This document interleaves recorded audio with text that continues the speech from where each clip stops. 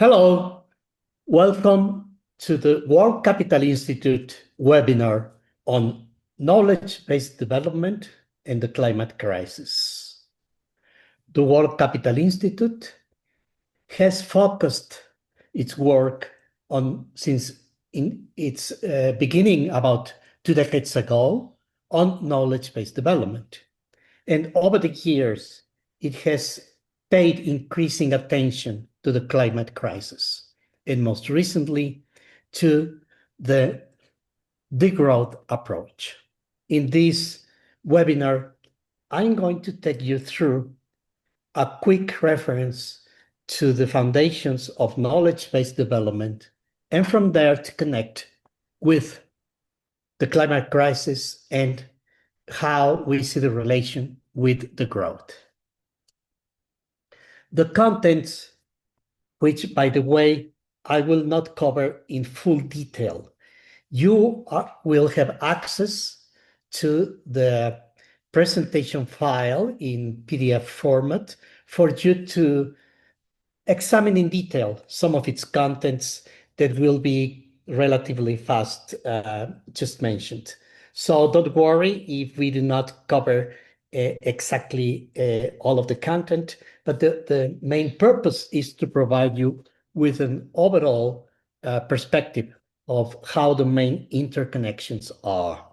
So basically, we are going first to mention some foundational aspects of knowledge-based development.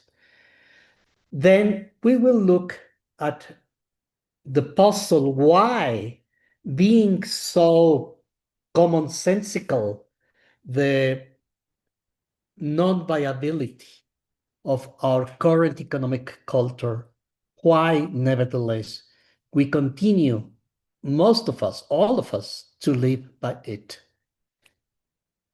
We will then examine the inevitable collapse that is bound to follow to the growth paradigm that prevails in current economic culture. And we will go then to examine more in depth some of the biophysical foundations of this crisis, which is entropy and social metabolism.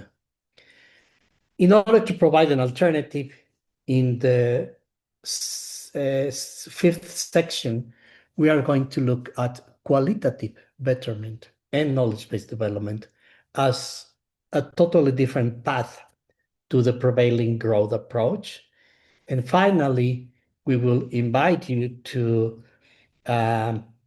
challenge your imagination in terms of ways to occupy value, to take charge of the way in which value is generated and distributed in our societies. Good. So let's move on to look at some of the foundations of knowledge-based development. Of course, this will take several courses in itself, but we will just assume that you have some basic sense of what knowledge-based development is about. In fact, knowledge-based development has a very old tradition from Confucianism and most traditional cultures that treasure knowledge as the most powerful leverage to human and social development. Now, based on that, knowledge-based development makes an emphasis on the intangible value or knowledge-based value that makes a society work. And therefore, knowledge-based development can be defined or understood as the continued, the systematic, permanent, programmatic, and balance, which is seeking an equilibrium amongst components, the continued and balanced improvement of a community's net value stock. We will delve into that, but it's basically a positive proposal insofar many people regard the growth as going backwards in terms of the social condition and in terms of progress and human development. But no, the proposal from KBD is that human improvement and social improvement can continue to evolve so far as a balance is sought amongst the different value components that make a society work. Now, what are these elements? That's a very tricky, complex question, and it really commands a major question regarding what is the universe of value element for a given society. And saying for a given society implies that that society is up to that society to determine what elements are. And this already creates a first element of social capital, which is self-knowledge and self-understanding and self-determination. So the challenge, the task, the intellectual task to identify and organize and categorize and distribute the relative value of all of these components is a challenge for each society. But are there some general common elements? This also has been a major research work field. And what you can see here is a proposal. It's a working system that has been developed over a couple of decades. And it indicates the core foundational capital or value elements for any given human community. So you may look at it, there are references, there is a lot of literature, lots of applications in many, many places, particularly in cities, knowledge cities. This was the basis for the World Capital Institute program on most admired knowledge cities, which carried an award, carried an annual conference, and many examples of applications throughout the world. But of course, there are also alternatives, and the important thing is answering the questions as to what is the universe of complete and consistent value elements for any given human society, and that are therefore applicable to each specific human community. Now, why is knowledge, why do we regard knowledge as the main leverage to development? Well, because knowledge-based value or intangible assets or knowledge capital, the way you want to identify it, these different names are used in the literature. The interesting point is why it's so powerful is because similar to quantum to the quantum world, or similar perhaps to the nanoscale, strange things happen. It doesn't behave in the same way as the experiential plane of existence through our days. Knowledge-based value happens to have singular properties, which makes it extraordinarily amenable for wide distribution and wide generation. And this is why it's often called the knowledge economy, is called the economy of abundance. I will just give you some examples. There is also a lot of literature as to how knowledge is singularly powerful in terms of its economic and semantic value significance. For example, any physical object like this this iPhone or this coffee mug, these two units are singular. I mean, there are several others like this, but this particular one is with me. And I happen to have the physical possession and property of these two physical units. So, insofar I make use of it, no one else in the universe has access to these in the same terms. This is the regular economy is based upon these physical properties: trade, commerce, banking. In general, the capital system we live in is determined by the physical attributes of the elements that are being subject to economic exchange. Nevertheless, knowledge objects or knowledge value, like, for example, this webinar. This webinar I'm sharing with anyone who wants to have access to it. By sharing it, I do not stop possessing it. I do not stop having this knowledge. And this knowledge can replicate indefinitely. And the fact that another person has access to it does not prevent yet another one of also having access to it. And not only that, by the fact of I sharing it, I do not decrease, but I increase my own knowledge stock, because sharing knowledge helps empowers the person who does that to continuously enrich and increase its own perspective. And so we can continue to go.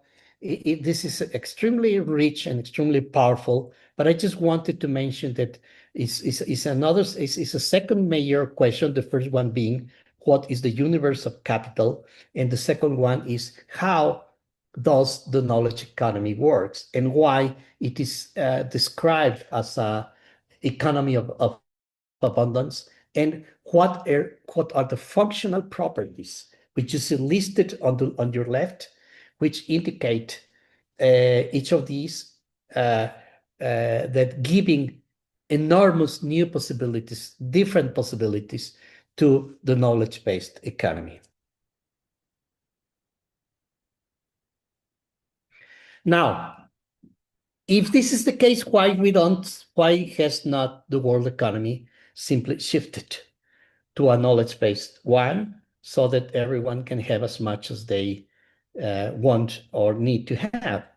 Well, it's very puzzling, but one of the major perspectives allowing us to understand this conundrum is the fact that we live in an economic culture where some assumptions are taken for granted regarding capital, regarding property, regarding the market, that are deeply embedded and that strongly determine the legal and institutional and governmental basis upon which production, consumption, and disposal of value of commerce units take place. So this takes us to some very questionable practices, like, for example, that represented here in this screen, this image of a lady. Of course, it's a performance, but it's a lady staying on a dump, large city dump, but displaying a large, intense consumption of new items. So why things like this may happen? Well, we have to pay attention to this tremendous contradiction in our economy. And I refer here to something that is often attributed to other people, but it was actually first proposed, obviously in an ironic way, by Kenneth Balding, who said, anyone who believes exponential growth can go on forever in a finite world is either a madman or an economist. And he was an economist. He was an economist. He was actually the president of the American Economic Society. So he was, again, of course, being sarcastic. But the important thing is that there is this tremendous challenge to the common sense. Why? Why we sustain this level of extraction, production, and consumption in order to keep economic growth, when we are depleting the very planet on which sustains our biosphere, our life. So why is that? Well, the opening screen, when I first used it, I used it symbolically. But in the course of preparing this presentation, I came across this tremendous realization, and is that I'm going to read here to quote that in Chile's Atacama Desert, a mountain of more than 59,000 tons of clothing can now be seen from space. Can you imagine? This so-called garment graveyard comprises fast fashion discards inherited from the US, Europe, and Asia. In 2024, activists, designers, and NGOs organized Atacama Fashion Week with a fashion show atop the garment graveyard to draw attention to this growing problem. So the scale of the depletion of our planet and the disruption of the biosphere is taking us to is driving us to a collapse circumstance. So how we are not reacting against that? Well, a colleague who has been a pioneer in this field in Australia for many years makes a poignant observation. We cannot escape the capitalist overconsumption system because the whole culture has embedded contingencies that govern everyone's behavior. Embedded contingencies means consequences for doing this or doing that. I'm sure you all have tried and attempted several times, for example, to use less plastics. And probably you have achieved some success, but it's extremely, extremely difficult to go beyond certain point because plastic is so very much embedded into our everyday life and so many other elements and practices which are uh, diminishing the space of possibilities. There may be 20 different brands for a given product, but in the end, we are compelled to use that kind of product. So that's a very important observation, one that we need to deal with. We need an alternative. We need an understanding of this circumstance in order to overcome it. Because unless viable terms of relationship with the planet are established, a state shift in the biosphere looks imminent. A state shift means irreversible in thousands of years of the conditions prevailing in the biosphere, and therefore the conditions sustaining human and most animal species and vegetable species on Earth. So we are absolutely, we are urged to seek different cultures, different ways to inhabit the planet if we want to avoid this catastrophic state shift. But what is sustaining this economic culture? Well, a major culprit has been consistently identified.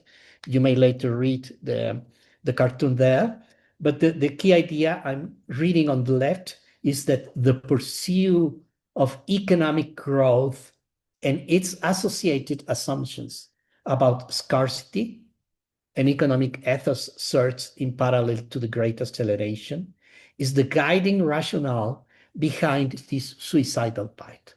So this economic culture that is driving us towards catastrophe is sustained because we are urged to sustain economic growth on the basis of scarcity that do you realize the contradiction here? That we are encouraged to produce more and more and more and more when most of the people is actually receiving less and less and less and less.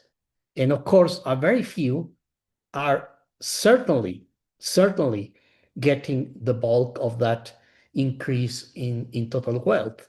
But for the majority of people, the scarcity trap seems inevitable. Now, What happens if we continue through this path, and why we can see now why the growth paradigm must be put into a question.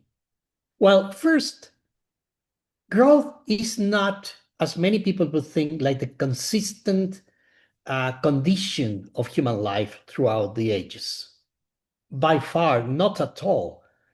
We can see on the left, and by the way, this is not a quotation from this book. This is a book that examines a number of aspects of a society that is not based on growth. But this quotation from Johnson and Wennerlin says that for virtually all history, 99.9993% of the time that we have existed as Homo sapiens has lived on Earth, that our species has lived on Earth, there was no sustained economic growth at all.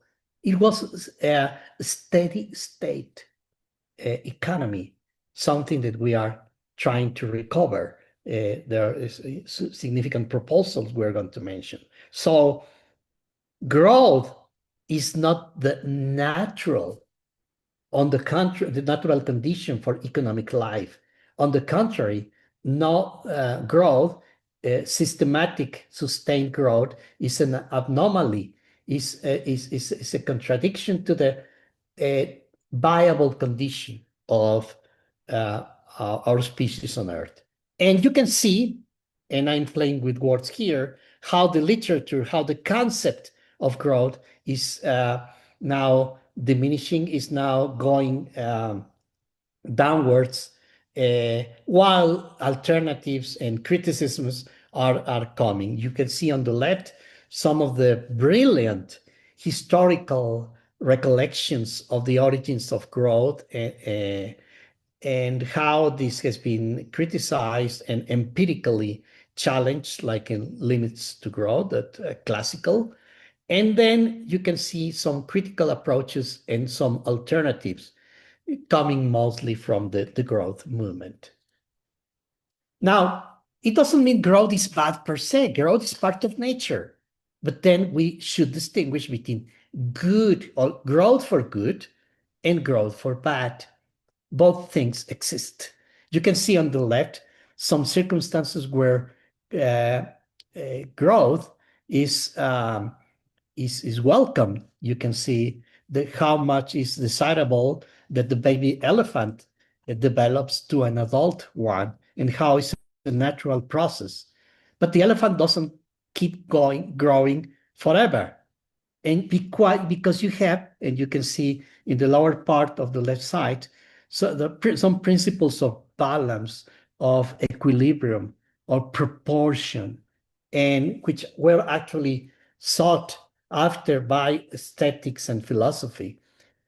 So growth is something that has a part in life and in nature, but growth can go wrong, very, very, very wrong.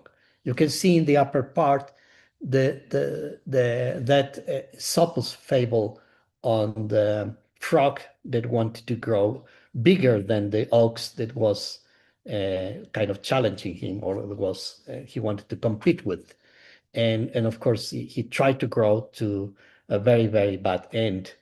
And growth, of course, happens also morbid growth happens in, for example, in cancer, on macrocephaly, and those are conditions that need to be dealt with and managed properly in order to avoid a system collapse. So growth does happen, but there is growth for the good and growth for the bad. Now, if we want to look at some growth for the very, very bad, the kind of growth we are criticizing here, we can refer to this monumental work by leading current economist Thomas Piketty, who established this elegant basic inequality, which is the disparity between I'm quoting, when the rate of return on capital, which is the R, is greater than the rate of economic growth, which is the G, over the long term, the result is concentration of wealth. And this unequal distribution of wealth causes social and economic instability. I don't think we need much more evidence to be convinced on that based on the day-to-day news we get about this overwhelming circumstance. Now, we must also address the underlying concept of scarcity, the scarcity mindset that has sold to society, particularly since neoliberalism was established with Thatcher and Reagan the times, that so that society must make the effort, the sacrifices in order to expect economic development.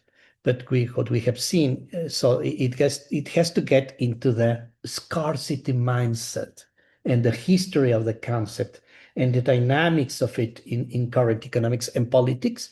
Look at this article by the New Statement is very clear how is sustaining the current capitalistic control over the national economies in most of the world.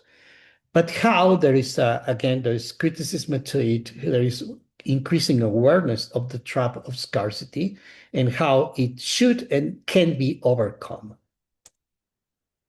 So one of the major leaders, intellectual leaders of the growth, Jason Hickel, says, for example, that while austerity calls for scarcity in order to generate more growth, you can see the contradiction. The growth calls for abundance in order to render growth unnecessary. So how can we look for abundance to render growth unnecessary? Well, we should look at the physical and biological foundations of our lives. And we see how some eminent analysts like Geoffrey West or Bashla Smil have analyzed the dynamics of growth. So growth is part of life, is part of nature, is part of society, is part of the universe. But we must understand the growth dynamics in order to better understand when and how growth actually does need to be part of our lives. I'm not going to read this. I leave it to you. It's very, very attractive. But this is a book that was just released recently this year by Galbraith and Chen, which is rescuing the concept of entropy back into economics. This had a major contribution by the Romanian economist Georgescu Rogan, one of the founders of ecological economics. But it faced some technical criticisms, which are now being overcome. And so these authors are bringing back the concept of entropy fully into the economics. But what is behind this in terms of the natural dynamics of growth? Well, I'm going to quote this paragraph from another recent book, from Mike Berners-Lee, Climate of Truth, and that he refers to this as classical work on how growth happens in animals and plants, in almost everything. And he refers, I'm quoting, the rate at which organisms, for example, use energy goes up by almost exactly 75% of every time weight goes up by 100%. That is, the more the unit grows, the more it requires energy, but in that specific rate. Because the economy of scale is a relatively modest 25%, each reaches a point at which there is no longer any spare resource, and healthy growth has to stop. And you can see the graph behaving in this originally geometric growth, and then it gets asymptotically, it levels in a continuous way. So we can continue to thrive if we keep our intake in balance with our energy needs. This is fundamental to a balanced knowledge-based society.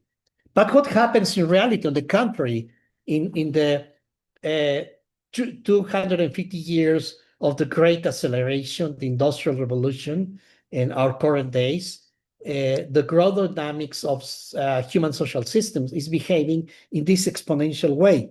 And I quote again Berners-Lee, who says, in human social systems, when the system doubles,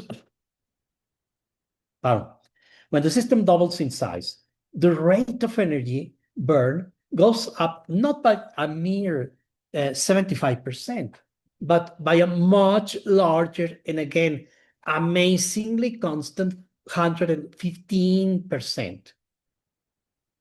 This is the disruption of the growth dynamics.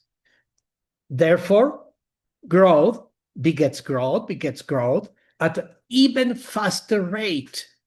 So growth becomes compulsive, and it cannot be stopped until the organism or the system collapses. Collapse, this is what we might be facing. This is a graph I have elaborated to express a hypothetical change in human response to the economic crisis. I will not look at every detail, but you can see two trajectories of human response. One in red, there is a discontinuity because we don't know in time how much this will take, but we can see this pattern of exponential increase, the growth dynamics, and we can see that we may reach some inflection point at which this might collapse. It may be right now we are at about what the Paris Agreement tried to prevent, which is reaching 1.5 degrees centigrade over the average world temperature or beyond. And as we can see here, this graph from The Guardian, which keeps a constant update of this important figure, which is the part per million of carbon dioxide in the atmosphere. So right now it's currently is at this amount, which is close to 426, which is well above the 350 parts per million, which are regarded as the equilibrium base for the biosphere. So right now we are over it. We have already, in consequence, reached an increase in temperature of about 1.5 degrees centigrades as world average. And so we are within this window of opportunity. We can still might act in order to voluntarily decrease and enter a viable response path, or continue and go beyond this opportunity until we cannot do, even if we try, and it's the force of the impacts of climate change that come upon us and generate some sudden decrease in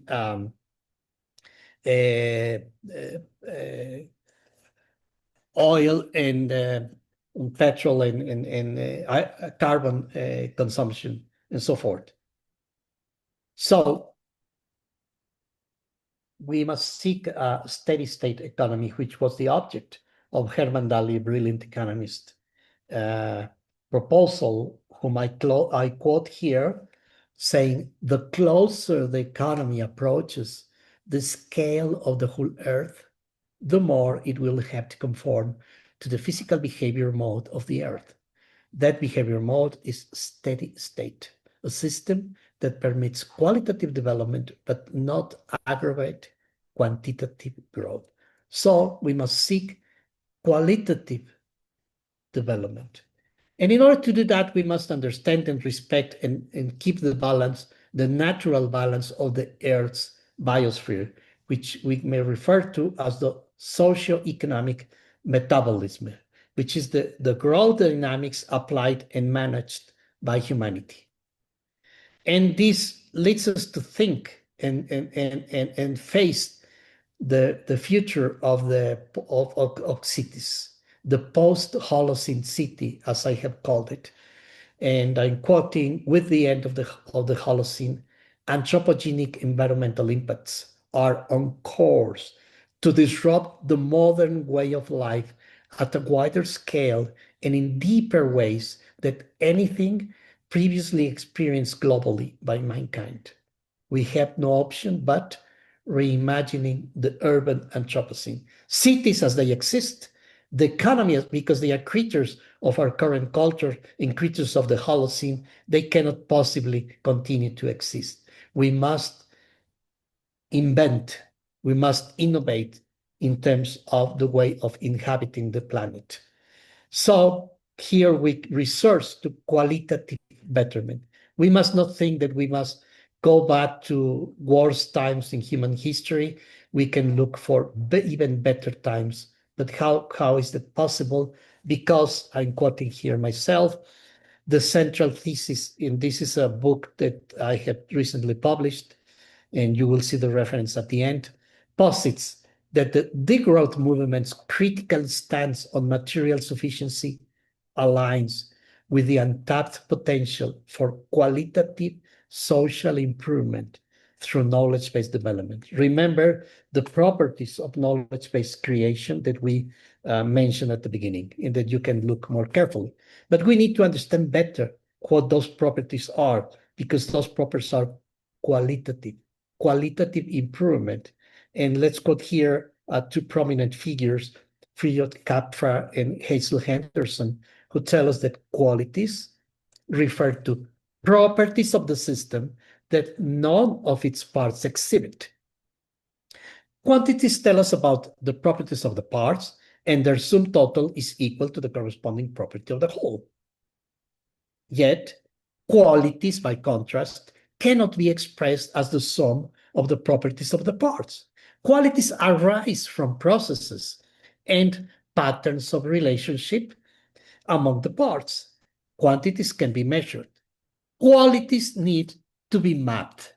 And knowledge-based development is reaching development of quantitative and qualitative maps. So we are betting on information abundance as the empirical and theoretical base, physical base for sustaining a knowledge-based economy and culture.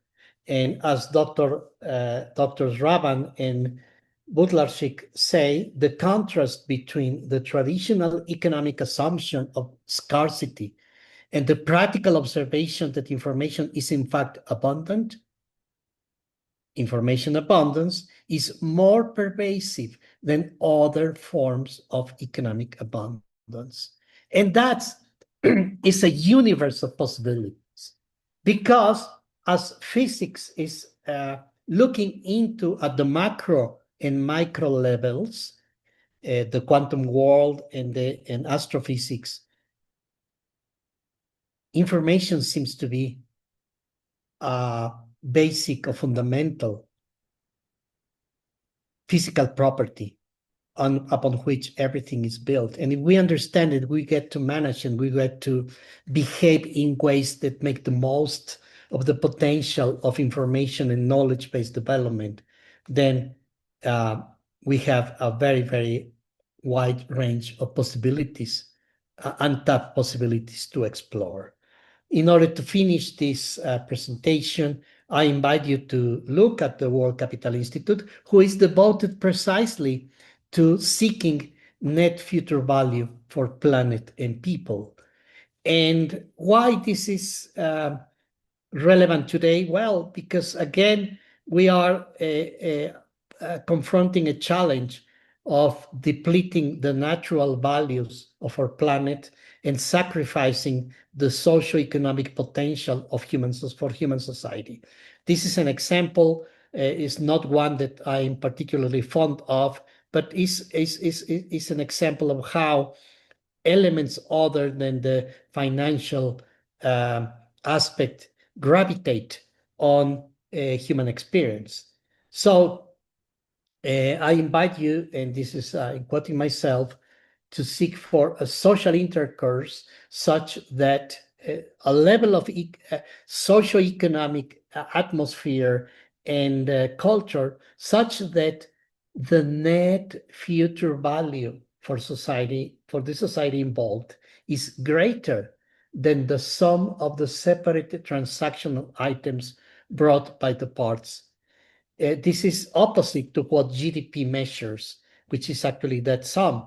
Well, it's not opposite, but it's beyond that, beyond GDP and growth. And it looks at the way in which, I'm moving to the next slide, personal interaction ranks very high among the sources of satisfaction.